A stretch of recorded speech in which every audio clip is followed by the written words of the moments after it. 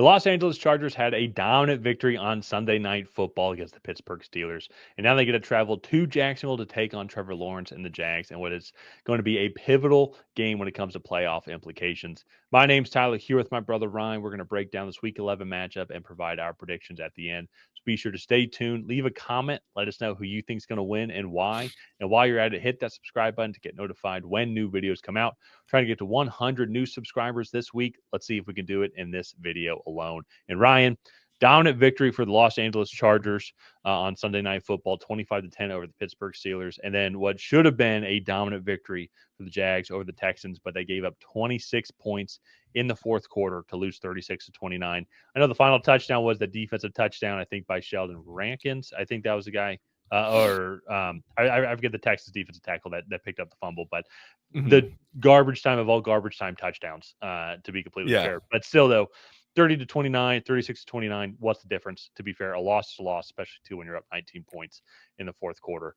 But in general, though, I think it was impressive the Jags put themselves in that position, especially too against the Texans defense that is top notch. But it's not going to get much easier for them because this Los Angeles Chargers defense played great against the Pittsburgh Steelers. That's not saying that much either against that offense, to be fair. But still, the Chargers defense giving up 6. There's 6 in total yards allowed, 5th in passing yards allowed, 18th in rushing yards allowed. While the thing to me, just saying it as right now, the Jags 25th in total yards allowed, 31st in passing yards allowed. They are 9th in rushing yards allowed, but if we're being honest, teams are throwing for 261 passing yards against them. Yeah. Why run the ball when you can throw for 300 yards a game, or potentially throw for 300 yards a game? So, Ryan, that's, I think, kind of the thing to me. And I know the Chargers have been dealing with some offensive line issues and some injuries as a whole. But still, though, I think they have found some things, though, too, especially last night against I would say, still a good front seven in Pittsburgh. Oh, yeah. And they were still able to throw the ball a good amount. Justin Herbert, 20 for 33 for 220 yards and a touchdown. Ryan, what's been most impressive to you for both the Chargers and the Jags, and what are some things you think they need to focus on to come out victorious here in Week 11? Yeah, so with the Chargers, what's really been impressive is that defense. Especially too, they don't really have a star on that defense. They just play like really solid, fundamentally sound defense, and it's working for them. And it's really been impressive to kind of watch them play. They had one bad performance against the Colts, where I think you could really see like they just kind of got beat man on man at that point. But in a lot of other matchups, this defense has really shined, and especially too in the trenches. This team historically has not, over the last 5 years, has not had a great run defense or front seven for that matter. And outside of Joey Bosa and Khalil Mack, who is still there, it's just been a tough sledding for them. And so I think for them to finally have a defense that they can lean on, I think that's going to be something that could carry this team into the playoffs if they are able to continue winning, especially in matchups like this where they're against a wild card opponent. So I think for the Chargers, that's what's been most impressive. And obviously Justin Herbert is fantastic, and those receiving weapons that they've collected have been amazing as well. On the flip side here with Jacksonville, I still think Trayvon Walker and Josh Hines-Allen are two really good pass rushers and can really wreck anybody's game plan. So that's definitely something the Chargers are going to have to be aware of is making sure to slow down those two. But outside of those guys, this defense is just not that good. And it does actually remind me a little bit of like some old Chargers teams where it's like they really rely on Trevor Lawrence and this offense to put up as much as they can numbers wise, and then hope this defense can, stop teams for even just 50 minutes, enough for this offense to outscore the other team. So I think that's going to be something here for the Jags. If those two in the front that I mentioned earlier can kind of wreck this game and blow it open and take advantage of this Chargers offensive line, then I think that's something that the Jags, that's one way the Jags could potentially win. But after that, the list gets really thin unless Trevor Lawrence just comes in and has an absolute day here against this team, which is less likely.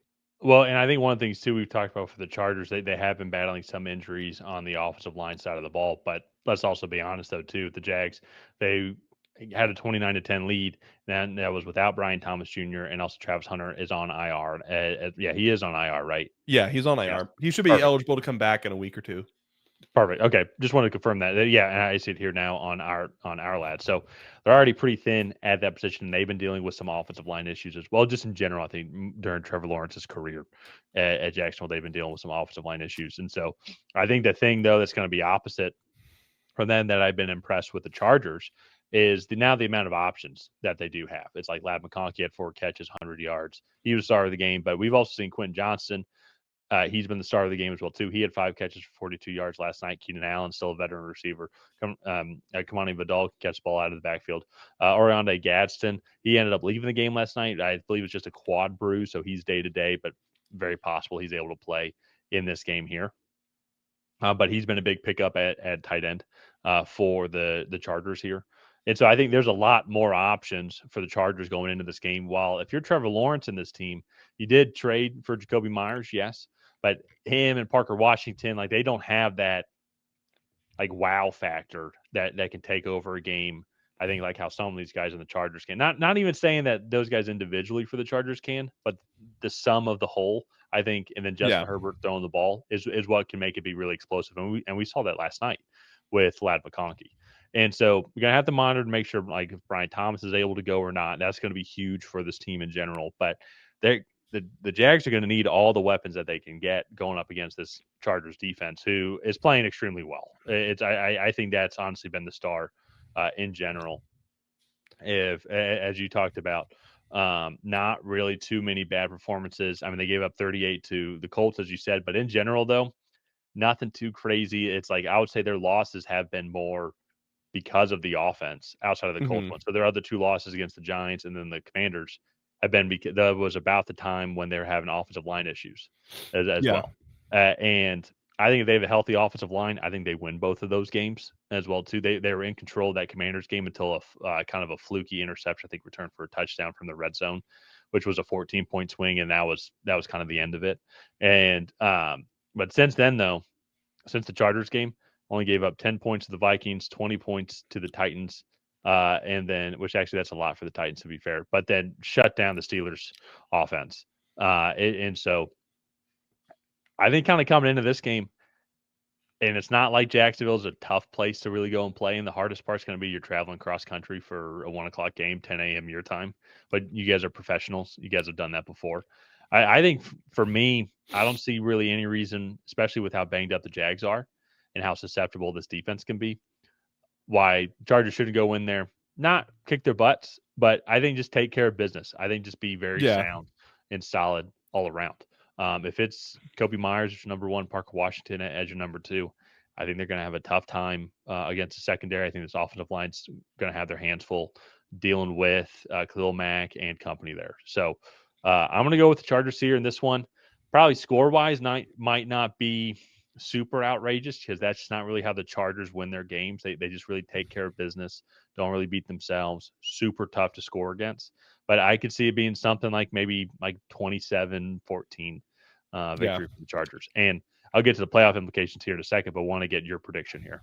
Yeah. I'm also going to go with the Chargers. I just think that they're going to be the better team in this matchup. Not that the Jags, I don't think, are a good team, but I think even with the injuries on the offensive line with the Chargers, I just think they're the more well-rounded team coming into this matchup, especially when you look at both sides of the ball. So Yeah.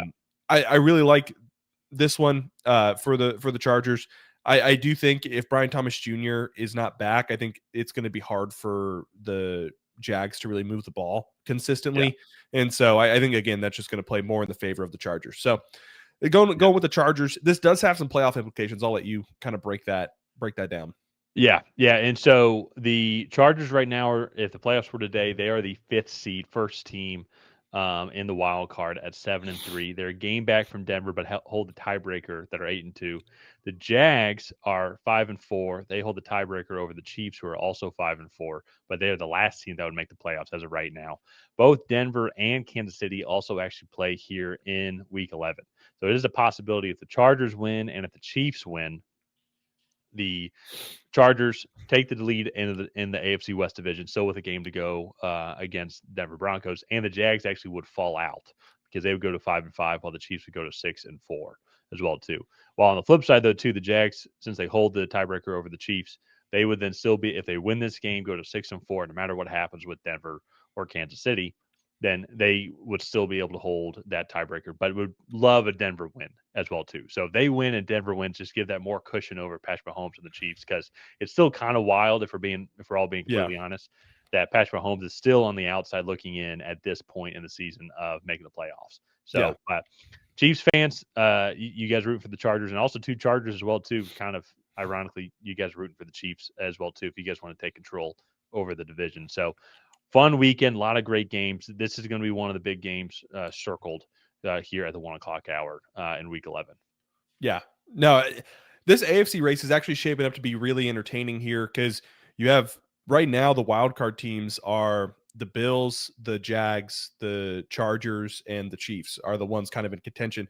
You have a few teams that are behind them that could be making a push, like the Ravens and the Texans, but they're still very much on the outside looking in.